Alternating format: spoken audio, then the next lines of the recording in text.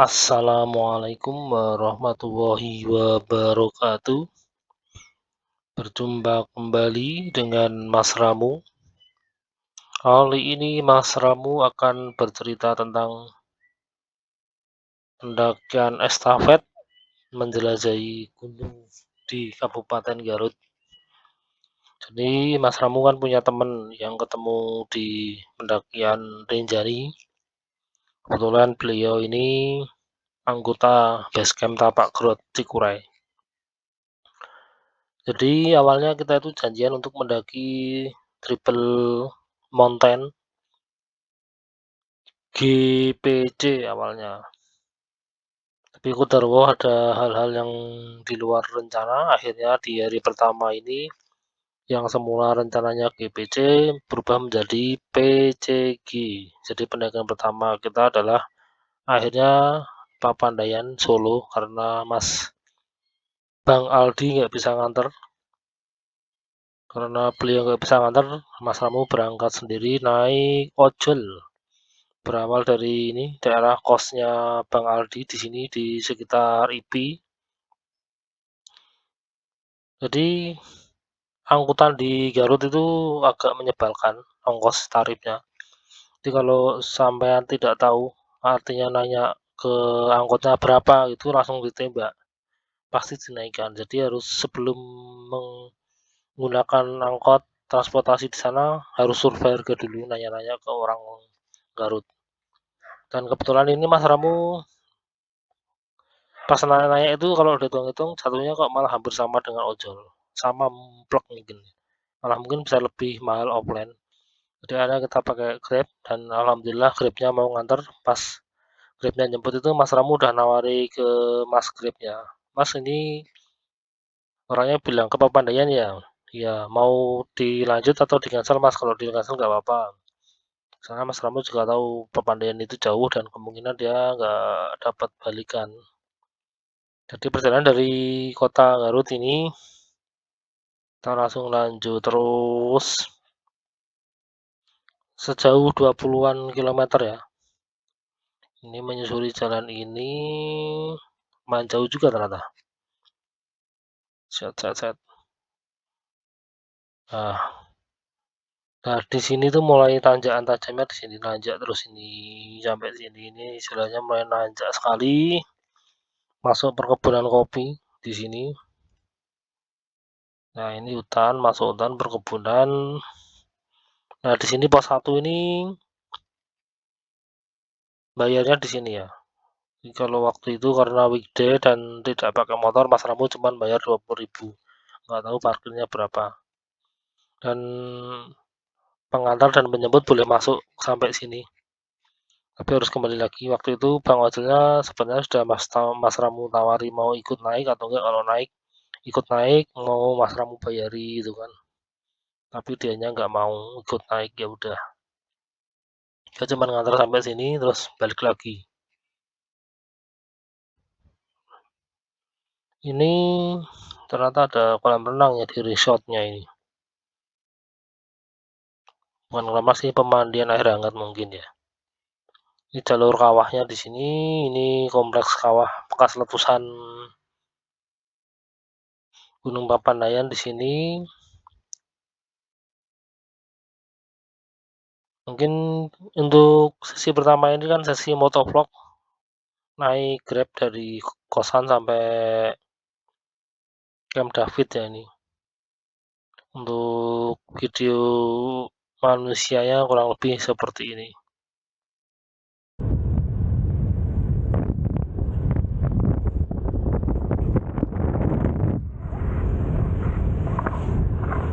Jadi di hari pertama di Garut ini Bang Aldi itu nggak bisa nganter karena katanya nggak dapat izin libur kerja. Bang Aldi ini kerja sebagai floris. Tadi juga katanya minta dibangunkan ya, tapi dibangunkan nggak bisa, ya udah Mas Ramu tinggal aja. Ini Mas Ramu memutuskan untuk naik Grab. Alhamdulillah Grabnya mau nganter ke Papandayan. Sebenarnya drivernya ini Mas Ramu tawari kalau mau nemeni, kan dia katanya juga belum pernah ke Papandayan. Jadi pas awal naik itu, pas ketemu gitu kan, dia lihat peta terus bilang, "Ke Papandayan ya?" Terus Mas Ramunya bilang, "Iya Mas, mau dilanjut atau di-cancel?" Soalnya kan Mas Ramu mikirnya kalau ke Papandayan pasti pulangnya dia susah nyari penumpang. Tapi nggak tahu kadang-kadang di jalan itu bisa nyantol sih. Bilangin coba diantar aja, cuman karena dia belum pernah ke Papandayan, dia mau lihat peta nganternya. Kalau Mas Ramu mikirnya ya mau lihat peta atau enggak apa, yang penting nyampe Papandayan. Kemudian Mas driver ini kita tawari mau, kalau belum pernah mau ikut sekalian ya, nanti simaksi dan makannya dibayari. Tapi katanya dia nggak mau, lebih milih ini apa, beredar nyari penumpang.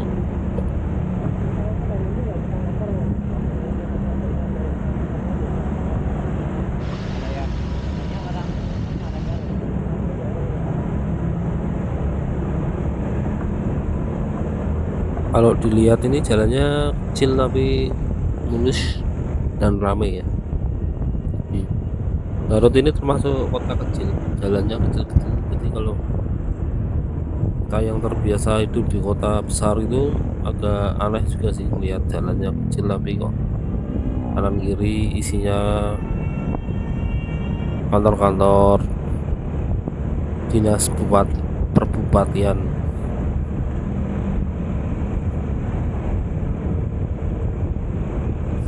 Kita cerita sedikit tentang Garut.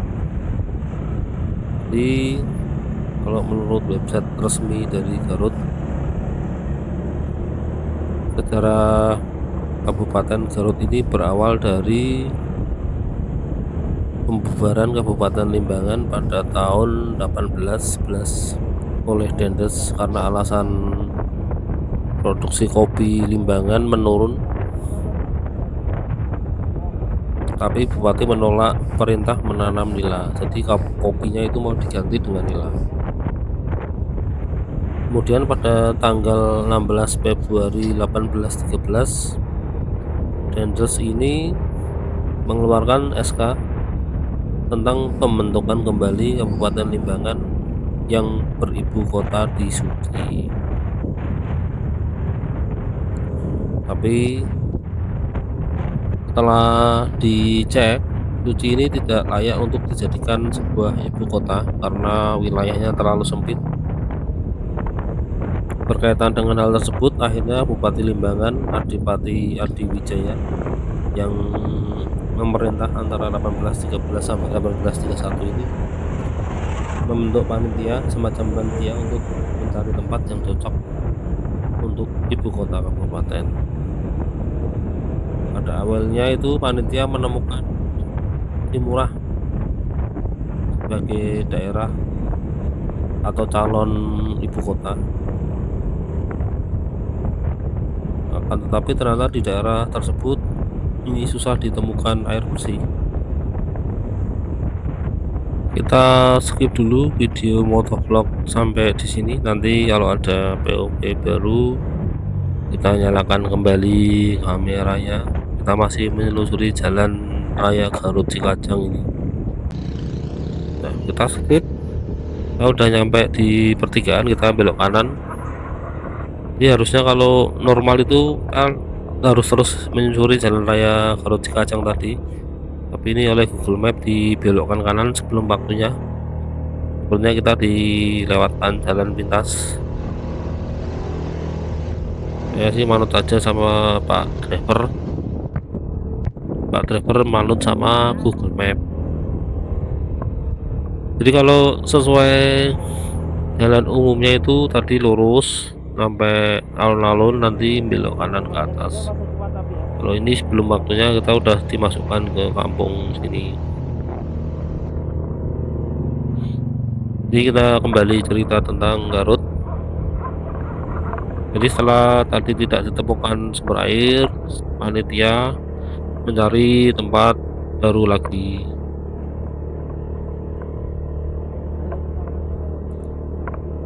Sehingga mereka mencari lagi dan akhirnya menemukan ini apa, daerah subur sekitar 5 km dari Suci ke arah barat. Selain tanahnya subur, ternyata di situ ada sumber air atau mata air yang mengalir ke Sungai Cimanuk, serta pemandangan yang indah dikelilingi gunung seperti Cikure, Papandayan, Guntur, Galunggung, Gunung Karacak. Jadi kita ini udah masuk ke ini ya, kawasan perumahan ini ya, perumahan. Jadi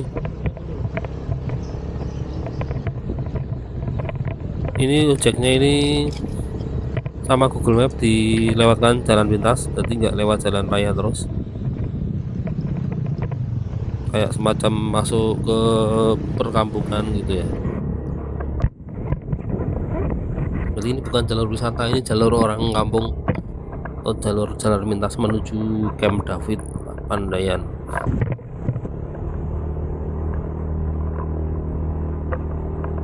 Oke, kembali cerita tentang sejarah Garut.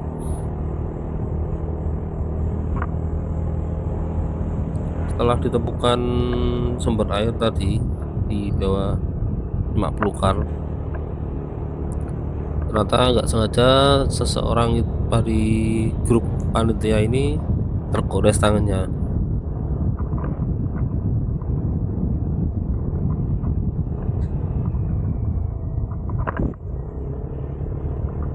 Dan berdarah. Ketika melihat tangan panitia berdarah, orang Belanda ini nanya tangannya kenapa. Orang lokal ini, warlock ini, mengatakan tangannya kakarut. Kakarut itu bahasa Sunda. Karena perbedaan lidah atau pelafalan, orang Belanda ini menyebutnya menjadi Gagarut. Setelah Gagarut kemudian jadi Ki Garut, dan setelah itu jadi Cigarut, dan sejak itu dinamakan sebagai Garut. Dan nama tersebut diresui oleh Adipati Wijaya. Jadi Garut menjadi ibu kota Kabupaten Limbangan. Waktu itu masih bernama Kabupaten Limbangan, belum Kabupaten Garut. Dan pada tanggal 15 September 1813 dimulailah peletakan batu pertama pembangunan sarana dan prasarana ibu kota di pendopo, kantor presiden, masjid, alun-alun, dan lain-lain.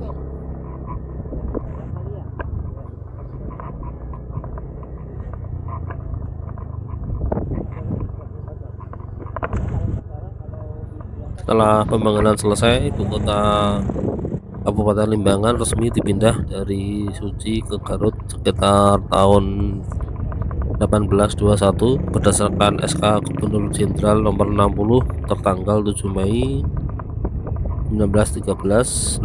Nama Kabupaten Limbangan sekaligus diganti menjadi Kabupaten Garut dan beribu kota di Garut pada tanggal 1 Juli 1913. Pada waktu itu bupati yang menjabat adalah RAA Wirata Nudatar. Dia menjabat dari 1871 sampai 1915. Kota Garut sendiri pada waktu itu meliputi 3 desa, yakni Desa Kota Kulon, Kota Wetan, dan Desa Margawati. Kabupaten Garut meliputi distrik Garut, Bayongbong, Cibatu, Tarogong, Leles, Balubur, Limbangan, Cikajang, Bungbulang, dan Pamengpau.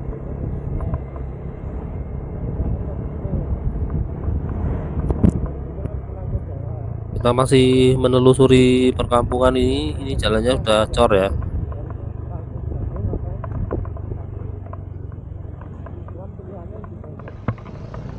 Kita mulai, ini nama kampungnya kampung apa ya? Kurang paham saya. Karena saya bukan orang Garut. Subur ini tanahnya di sekitar Garut.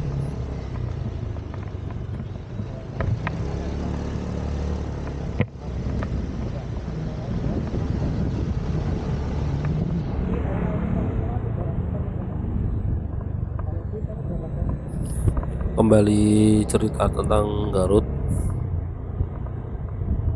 Jadi tahun 1915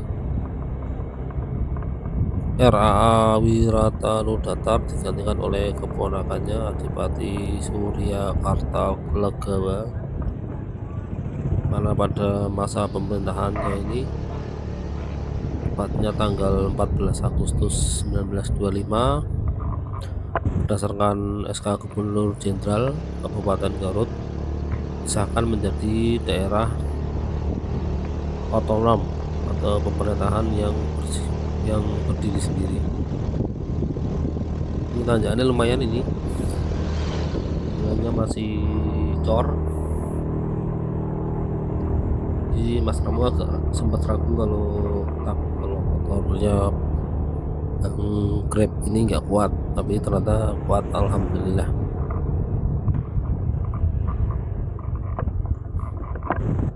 Langitnya cerah, itu di kejauhan samar-samar nampak Gunung Papandayan di sebelah kanan.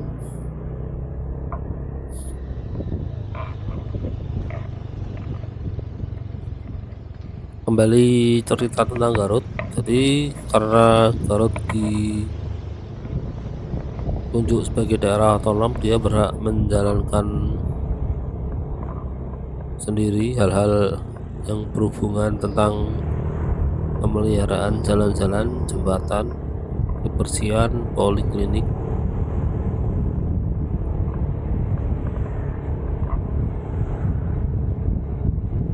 Jadi dia bisa mengelola APBD-nya sendiri lah, kurang lebih seperti itu. Kalau zaman dulu mungkin nggak tahu istilahnya apa, pokoknya kalau gampangnya zaman sekarang itu disebut APBD. Kita masih menelusuri jalan-jalan perkampungan ini.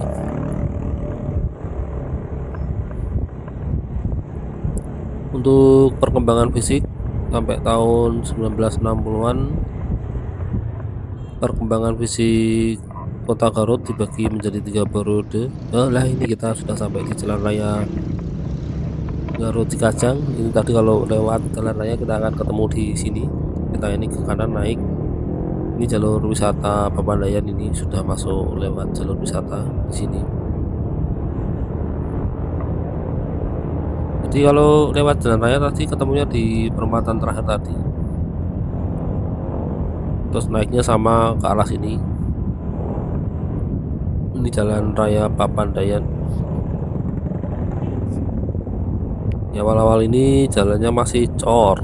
Itu di depan sudah nampak gunungnya.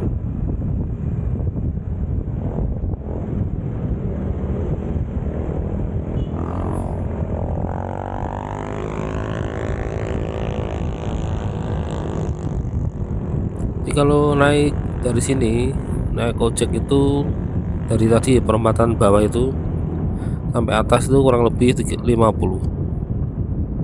Kalau angkotnya dari perempatan itu sampai kota itu 10 atau 15 itu. Jadi kalau nggak tahu di Garut itu kelemahannya, kalau kita nggak tahu tarif itu, sopir angkot sama ojek itu suka nembak, dinaikkan harganya secara sepihak.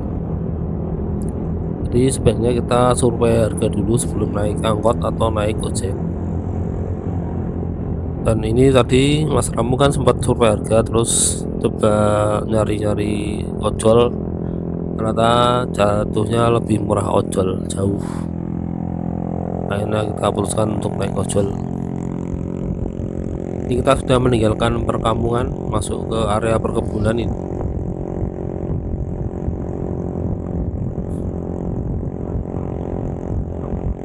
Mungkin ini seperti tanaman khas daerah pegunungan. Oh, ternyata masih ada perkampungan lagi. Mas Ramu mengiranya tadi udah full kebun, sekarang ternyata ada perumahan lagi di sebelah kanan.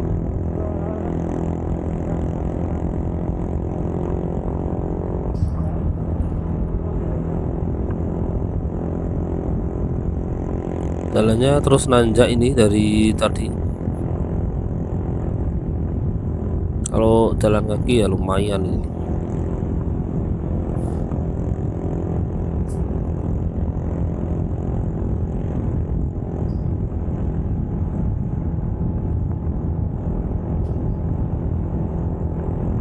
Langitnya biru.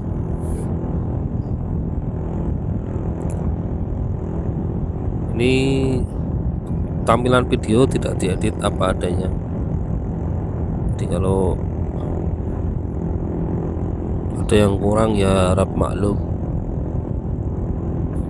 Kalau di mata Mas Ramu ya udah bagus sih. Tapi kalau di mata fotografer mungkin beda. Kembali sambil cerita tentang Garut. Jadi tadi kan perkembangan Garut itu dibagi menjadi periode. Periode pertama itu antara tahun 1813 sampai 1920. Ini di periode ini perkembangannya lebih secara linear, yaitu lebih fokus membangun bangunan-bangunan untuk kepentingan pemerintahan dan investasi, usaha perkebunan, penggalian sumber mineral dan objek wisata. Serta ada pembangunan pemukiman penduduk, terutama di sekitar alun-alun dan memanjang ke arah timur sepanjang jalan Societiet Straat. Untuk periode kedua antara tahun 1920 sampai 1940, Kota Garut berkembang secara konsentris.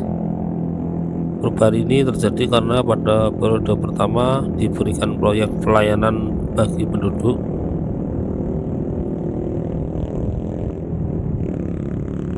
Di wajah kota, tata kota berubah karena berdiri beberapa fasilitas kota seperti stasiun kereta api, kantor pos, apotek, sekolah, hotel, pertokoan milik orang China, Jepang, India, dan Eropa, serta pasar-pasar juga dibangun.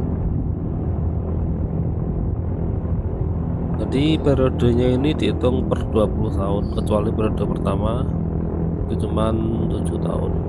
Untuk periode ketiga juga 20 tahun, dari tahun 1940 sampai 1960. Perkembangan Kota Garut cenderung mengikuti teori inti berganda. Perkembangan ini bisa dilihat pada zona-zona perdagangan, pendidikan, pemukiman, dan pertumbuhan penduduknya.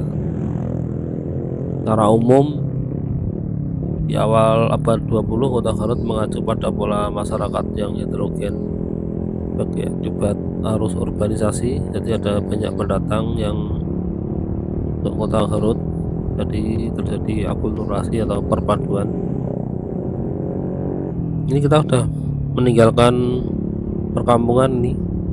Kalau ini benar-benar masuk ke daerah perkebunan. Ini kanan kiri tanaman kopi.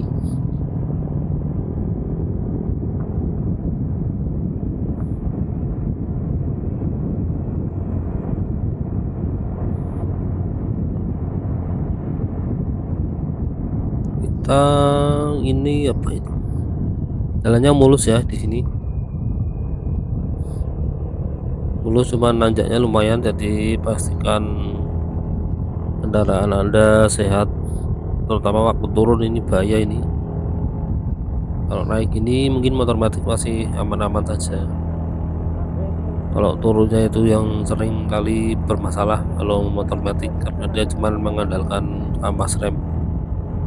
Kalau motor manual kan ada engine brake yang membantu pengereman. Tapi motor matic itu ada tekniknya. Kalau mau turun itu harusnya digas sedikit, nggak boleh diloskan. Kalau digas sedikit itu engine brake-nya otomatis bekerja. Kalau di turunan tajam di los itu malah semakin ngelos tanpa rem, dia akan terpengaruh gravitasi. Digas tapi sedikit sekali, dengan gasnya balter. Kalau balter ya makin kencang motornya.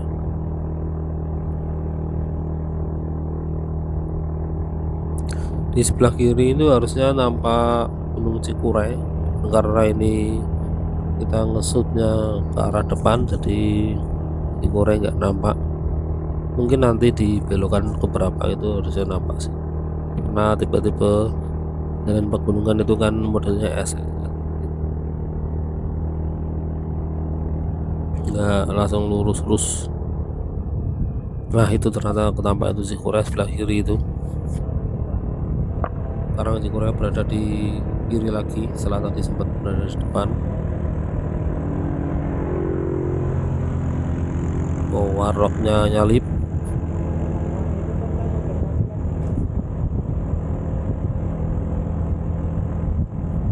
Jalan masih mulus ini, cuaca cerah, panas, jadi dinginnya nggak terlalu kerasa, tapi hawanya sejuk dan dari polusi.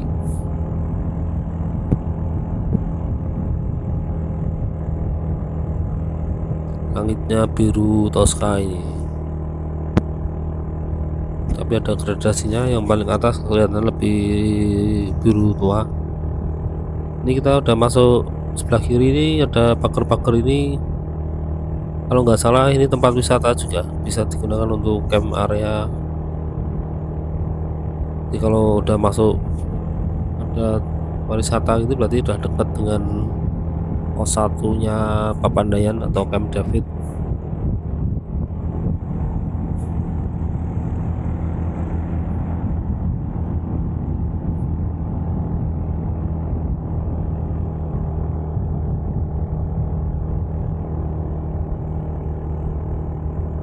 Ini suasananya sepi ya, karena ini weekday bukan weekend. Kalau weekend full, mungkin jalan ini juga akan ramai kalau weekend. Ada Pak Tani sedang menata panennya.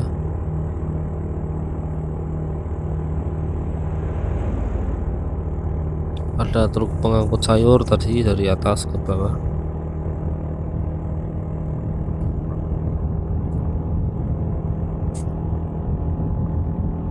Untuk cerita tentang Garut mungkin kita sambung ke part video berikutnya. Ini karena sudah mau nyampe di gerbangnya, kita fokus ke jalannya dulu.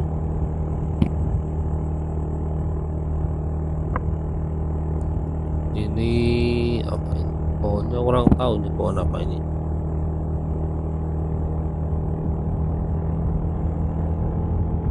Nah ini kelihatannya di kanan kiri itu ada tempat-tempat wisata ya. Ya mungkin karena hawanya sejuk. Nah ini ada lagi, pemandangannya bagus, jadinya orang-orang berinvestasi untuk wisata. Cuman di sini kelihatannya yang kurang tempat-tempat kopi. Kalau di Tawangmangu mungkin ini sudah banyak dijadikan kafe-kafe, atau mungkin karena Garut ini jauh dari kota besar jadinya kurang atau belum dipandang sebagai daerah yang cocok untuk berinvestasi.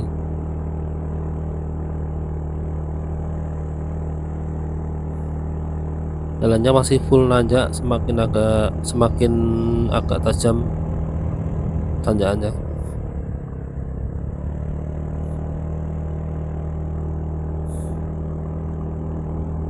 Ini yaitu Gunung Papandayan sudah semakin terlihat, ada di depan agak kanan itu. Nah itu nampak. Jalannya ini cor lagi, agak rusak dikit.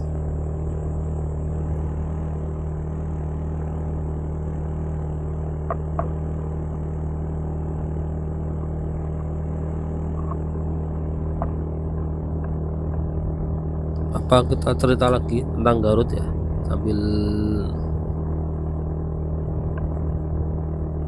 nunggu POV di video.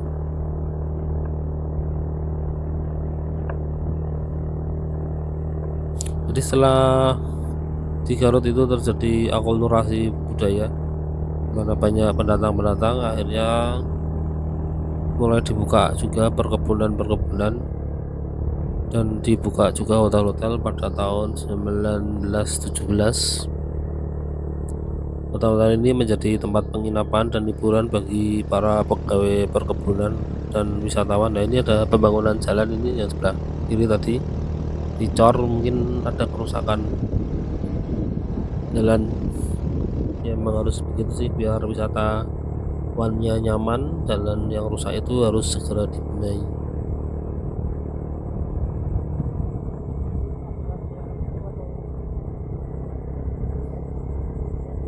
Jadi di Garut ini mulai banyak hotel di tahun 1917. Ada Hotel Papandayan, Hotel Villa Dolce, Hotel Belvedere, Hotel Van Hingel.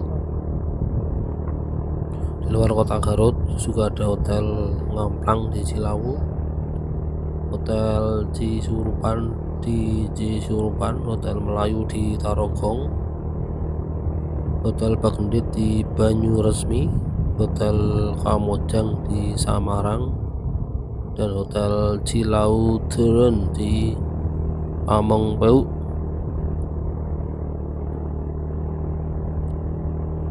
Dan keindahan kota Garut ini ternyata menyebar ke Eropa, jadi banyak wisatawan Eropa itu datang ke Garut pada waktu itu ya.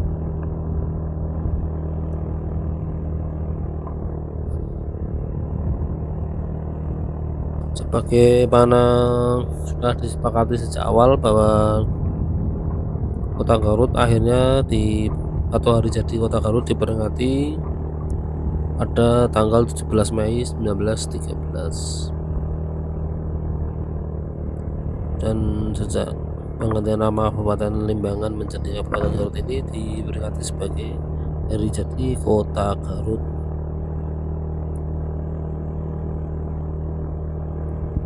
Yaitu diperingati tanggal 15 September.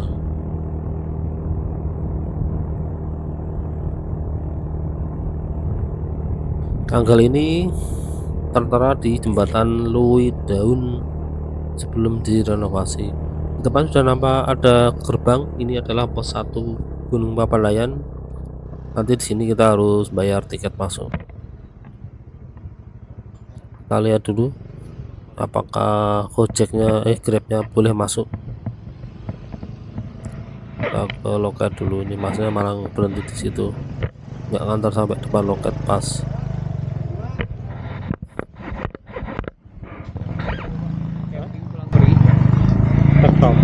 Tiket per orangnya 20. Kalau ngantar bisa. Mau nganter boleh. Masnya mau ikut apa ngantar toh? Mau ngantar apa ikut? Cuman ngantar atau mau ikut naik? Nganter aja. Berarti aku beli satu kalau ngantar. Nganter langsung pulang lagi ya. Berapa mas? Jadi 20. Satu kali.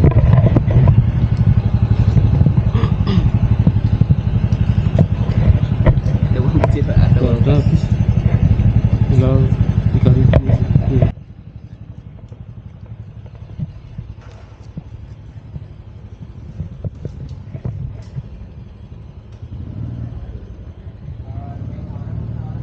Jadi ini Mas Ramu cuman beli satu tiket TikTok seharga 20.000. Nggak tahu kalau ngecamp berapa, parkirnya berapa. Ini karena kita cuman TikTok, nggak bawa motor. Mas Grab ini nanti turun lagi, ya ikut naik. Ya cuman ngantar sampai ke parkiran Camp David di atas sana. Jadi semakin mendekati Papandayan ini hawanya semakin sejuk dan gunungnya kelihatan semakin bagus. Pebesnya itu bukan kayak di Indonesia gitu.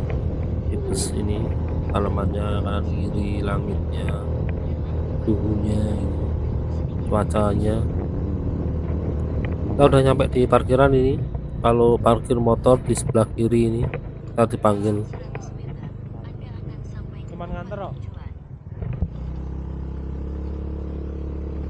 Jadi kita langsung aja nggak parkir. Kalau sebelah kiri itu parkir motor dan beli depan helm.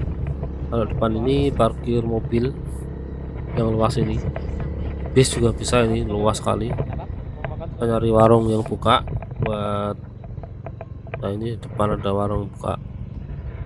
Kita mau makan, bukan makan, bungkus nasi. Kita bayar grabnya ini jatuhnya 50 sekian, lupa, tapi Mas Ramu kasih 60. Sampai di sini dulu video motovlog ke arah Camp David Papandayan. Cerita Mas Ramu kali ini sampai di sini dulu, sampai ketemu lagi di cerita selanjutnya. Untuk Papandayan ini berarti pendakian dari Camp David menuju puncak kemungkinan. Kita lihat saja besok, karena ini Mas Ramu juga belum lihat filenya. Wassalamualaikum warahmatullahi wabarakatuh.